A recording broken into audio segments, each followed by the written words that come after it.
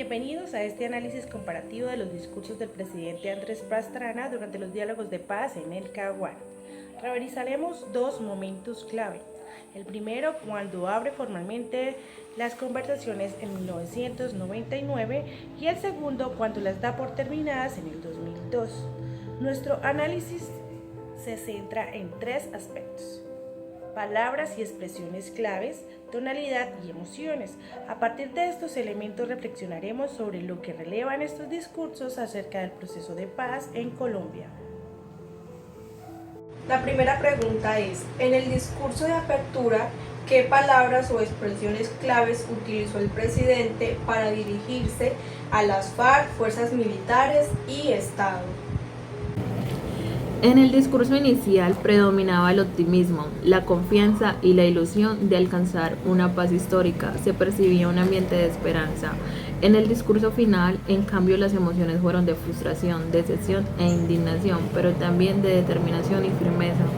Se notó que Pastrana estaba convencido de que romper el proceso era el deber del Estado, aunque transmitía tristeza por el fracaso de este intento de consolidar un proceso de paz.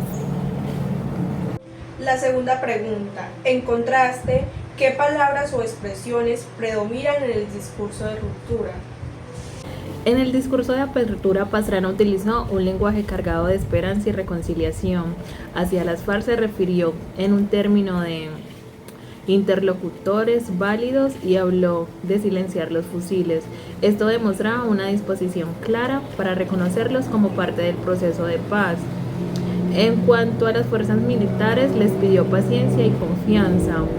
Y hacia la sociedad y los ciudadanos, describió que podríamos tener un nuevo amanecer para Colombia. Esto representaba que ese proceso de paz podría ser una oportunidad histórica para la transición de un estado de conflicto a un estado de paz. La tercera pregunta es, ¿cómo varió la tonalidad del presidente hacia estos tres actores, FARC, fuerzas militares y Estado? La tonalidad cambió de manera radical. En 1999 hacia las FARC el tono fue conciliador, buscaba el acercamiento, y en el 2022 fue un tono acusatorio y confrontativo.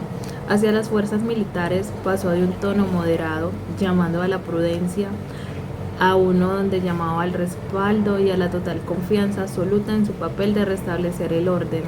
Y frente al Estado y la ciudadanía, inicialmente adoptó un tono esperanzador y solemne, mientras que en el discurso final se mostró con una tonalidad firme de autoridad, justificación institucional. Como cuarta pregunta tenemos, ¿qué emociones y sentimientos transmitía Pastrana en el discurso inicial y cuáles en el final? Los discursos reflejan cómo el proceso pasó de una ilusión de reconciliación a una profunda decepción.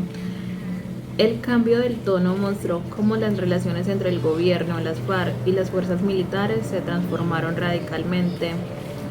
Las emociones expresadas nos permitieron ver que el discurso político no solo comunicaba hechos, sino que también construye la legitimidad o fracaso en los procesos de paz.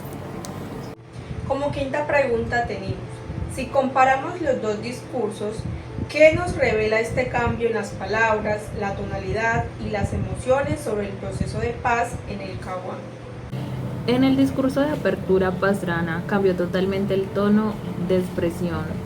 Hablaba de traición y engaño y del agotamiento de la paciencia. Dejó de reconocer a las FARC como interlocutoras y las responsabilizó de haber incumplido con lo pactado. Además, resaltó la defensa de la democracia y la autoridad del Estado, subrayando que el gobierno de Colombia retomaría el control de las zonas de distinciones. Estas expresiones transmitieron un lenguaje duro de cierre definitivo y de justificación para la acción militar. En conclusión, los discursos del presidente Andrés Pastrana representan dos caras de un mismo proceso: la esperanza inicial de un nuevo camino y la firmeza al declarar su ruptura. Analizar sus palabras, tonalidad y emociones nos muestra cómo el lenguaje político tiene el poder de abrir o cerrar caminos hacia la paz. Muchas gracias.